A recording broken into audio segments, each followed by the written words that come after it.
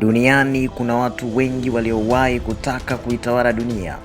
Wapo waliong'ang'ana wakihangaika kuifikia ndoto hiyo, wakipanga vita, wakijenga majeshi makubwa na kufikiria namna ya kuunganisha mataifa chini ya utawala mmoja. Miaka na miaka imepita, tawala na tawala zimepita. Wengine walitokea Misri ya kale, wengine walitokea Uajemi, wengine walitokea Ugiriki na maeneo mbalimbali ya Ulaya, kila mmoja ikiwa na ndoto ya kuitawala dunia. Lakini katika historia ya kale kuna jina moja lililoacha alama isiyofutika, jina la kijana aliyekuwa katika ufalme mdogo, lakini akawa na ndoto kubwa kuliko mipaka ya dunia tuliyoijua.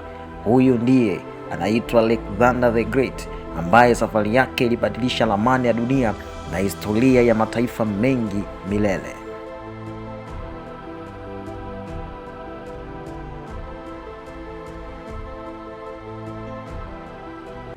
Historia ya Alexander the Great si historia ya mtu aliyekuwa na jeshi kubwa. Hapana, ni historia ya mtoto aliyekuzwa kwa makusudi kuwa mtawala wa dunia. Tangu akiwa mtoto mdogo, maisha yake hayakuwa kawaida kama watoto wengine. Watoto wengine walikuwa wakijifunza maisha ya kawaida, lakini Alexander alikuwa akifundishwa namna ya kutawala, namna ya kuongoza watu, namna ya kupigana vita na namna ya kufikiri kama wafalme. Na hili ndilo liloweza kumtofautisha yeye pamoja na watoto wengine. Alexander alizaliwa mwaka wa 356 kabla ya Kristo katika mji wa Pella. Huu ulikuwa ni moja kati ya miji ambayo ilikuwa ikipatikana kule Uyunani, Macedonia. Hakuzaliwa kwenye familia ya kawaida, isipokuwa alizaliwa katika familia ya kifalme na baba yake alikuwa akiitwa Mfalme Philipi.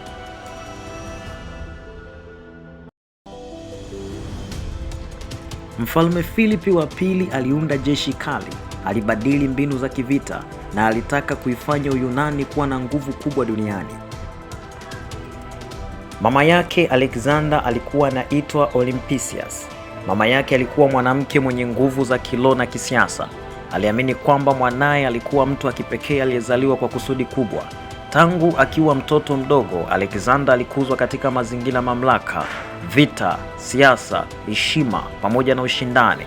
Alexander alikuwa mtoto mwenye hasira za haraka, mwenye kujiamini sana, mwenye akili kali na aliyependa sana ushindi. Historia nyingi zinaonyesha kwamba hakupenda kushindwa. Alikuwa na tamaa kubwa ya ukuu, alipenda watu wamtambue. Wakati mwingine alikuwa mkali hata kwa marafiki zake, lakini pia alikuwa jasiri, mwenye uwezo wa kukalili na mwenye hamu kubwa ya kujifunza. Katika familia ya kifalme ya Uyunani, watoto wa kifalme hawakufundishwa kama watoto wa kawaida. Walikuwa wakipewa elimu maalum ili kuja kuwa viongozi. Alexander alianza kufundishwa tangu utotoni: kusoma, kuandika, muziki, mashairi, historia na mazoezi ya kijeshi. Lakini elimu ya Alexander ilibadilika pale tu alipofikisha miaka 13. Baba yake alimtafutia mmoja kati ya watu waliokuwa na akili nyingi zaidi duniani kwa wakati huo, mwana falsafa maarufu aliyekuwa akiitwa Aristotle.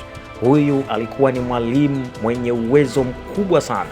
Alikuwa ni mwanafalsafa, alikuwa ni mwanasayansi, alikuwa ni mtafiti na alikuwa ni mmoja wa watu waliobadilisha historia ya elimu duniani. Mfalme Philipi wa pili alimpa Aristotle ili amfundishe mwanaye namna ya kuwa mtawala bora. Alexander kusoma vita tu, alifundishwa mambo mengi sana ambayo baadaye yalimsaidia kutawala dunia. Alifundishwa falsafa, alifundishwa maana ya maisha, alifundishwa namna ya kufikiri, alifundishwa tabia za viongozi, alifundishwa na maamuzi ya kisiasa. Hii ilimfanya Alexander kuwa ni mmoja kati ya watu wenye akili, watu wenye nguvu na watu wenye uwezo wa kuwatawala watu wa tamaduni tofauti. Alisoma historia za wafalme wa zamani, alisoma mashujaa wa Ugiriki namna walivyofanya, alisoma vita vya kale namna vilivyopigwa. Siku moja baba yake alifunua farasi mkubwa sana aliyekuwa mkali kupita kiasi. Hakuna askari aliyemudu kumpanda. Watu wote katika taifa waliogopa, lakini Alexander akiwa bado kijana mdogo alisema, mkinipa nafasi nitamwendesha. Watu walimcheka, lakini Alexander aligundua kitu ambacho wengine hawakukiona. Farasi alikuwa anaogopa kivuli chake mwenyewe, na ndio maana alikuwa akikimbia na kuogopa watu. Alexander alimgeuza upande wa jua ili asione kivuli chake, kisha akampanda taratibu mpaka akatulia. Watu wote wakashangaa.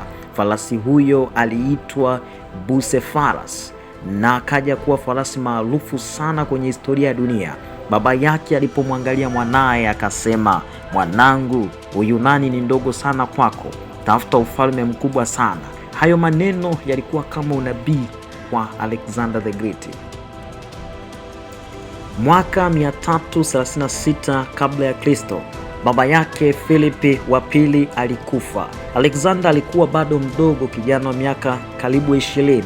Watu wengi walidhani kijana mdogo kama huyu asingeweza kuimudu kuiongoza nchi kubwa kama hile, lakini walikosea.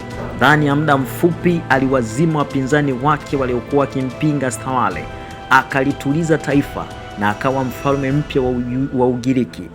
Lakini Alexander hakutaka kukaa kwenye kiti cha enzi tu, alitaka kushinda. Wakati huo kulikuwa na himaya kubwa sana duniani iliyokuwa ikiitwa Persian Empire. Ilikuwa tajiri, ilikuwa kubwa na ilikuwa na jeshi kubwa. Wafalme wengi waliiogopa, lakini Alexander alisema, "Nitaitoa himaya hiyo." Na safari ya vita ilianza. Alexander alivuka pamoja na jeshi lake kwenda Asia. Alikuwa na askari wachache kuliko maadui zake, lakini alikuwa mwenye akili, jasiri, mwenye mbinu kali za kivita. Katika vita ya Battle of Granicus aliwashinda Waajemi kwa mara ya kwanza. Watu wakaanza kulisikia jina lake kwa mara ya kwanza.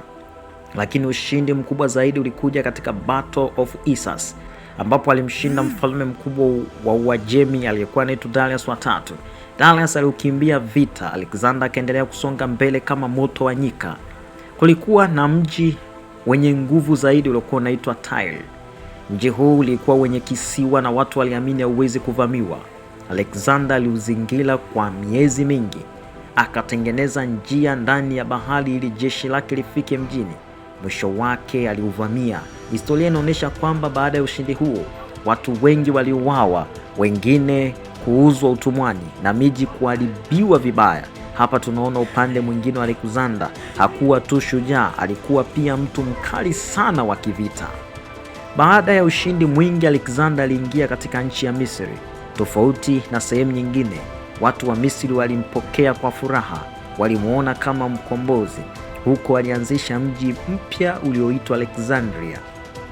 Mji huu baadaye ukaja kuwa moja ya vituo vikubwa zaidi vya elimu duniani. Alexander aliendelea kusonga mbele. Historia bado inamtaja kama mmoja kati ya watu waliokuwa waharibifu wa mataifa, lakini si kila mtu alimuona kama shujaa. Baadhi ya historia zinamtaja kama mvamizi, muuaji na mharibifu wa miji, kwa sababu vita vyake vilisababisha vifo vingi, uharibifu na mateso. Lakini pia ametajwa katika maandishi ya kidini, ametajwa katika kitabu cha Biblia takatifu. Ukisoma katika Biblia takatifu kitabu cha Danieli sura ya 7 na ule mstari wa 6, Biblia inasema, "Kisha nikatazama na kumbe mnyama mwingine kama chui, naye juu ya mgongo wake alikuwa na mabawa manne kama ndege. Mnyama huyo alikuwa na vichwa vinne, akapewa mamlaka." Katika baadhi ya tafsiri za kihistoria za Biblia na katika kitabu cha Danieli, wataalamu wengi wanaamini kwamba unabii huu kuhusu mfalme mwenye nguvu kutoka magharibi au chui mwenye mabawa ulikuwa ukihusishwa na himaya kubwa iliyoibuka baada ya himaya ya Uamedi na Ujemi kuvunjika. Himaya hii ilikuwa ni himaya ya Alexander the Great na Ugiriki, kwa sababu alikuja kwa kasi kubwa, mfano wa chui. Alishinda mataifa mengi na himaya yake iligawanyika baada ya kifo. Alexander the Great hakutokea kwa ghafla. Alijengwa, alifundishwa na mwisho akawa mmoja kati ya watu waliobadilisha historia ya hii dunia. Ugiriki ilikuwa ni eneo la kwanza kuwa chini ya ushawishi wake kabisa. Ingawa baba yake mfalme Philip ndiye alikuwa akiyadhibiti maeneo ya Ugiriki, lakini Alexander aliendelea kutawala kwa ukamilifu. Leo tunaijua Ugiriki inajulikana vile vile kama Ugiriki, lakini pia maeneo ya Turkey, maeneo ya Uturuki. Alexander alivuka kutoka Ulaya kwenda Asia kupitia eneo hili na kushinda miji mingi ya Waajemi iliyokuwa ikipatikana. Lakini pia kuna eneo la Syria ambalo tunaijua leo. Lakini pia kuna eneo la Lebanon ambalo tunalijua leo. Aliipiga nchi ya Palestina pamoja na nchi ya Israel. Aliipiga nchi ya Egypt ambayo ni nchi ya Misri. Aliipiga nchi ya Iraq. Aliipiga nchi ya Iran. Aliipiga nchi ya Afghanistan. Aliipiga nchi ya Pakistan. Aliipiga nchi ya India, na utawala wake ukaenea katika sehemu kubwa za Ulaya na maeneo makubwa ya kipindi hicho.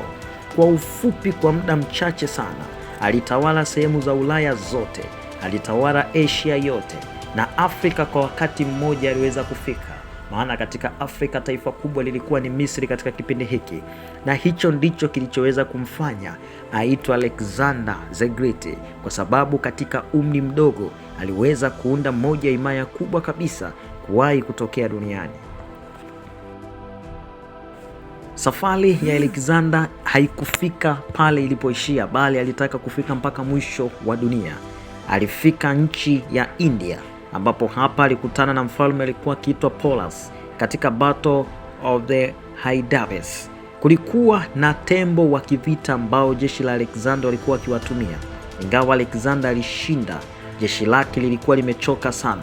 Askari wake walikataa kuendelea mbele, walitaka kurudi nyumbani, na kwa mara ya kwanza Alexander alilazimika kusikiliza watu wake.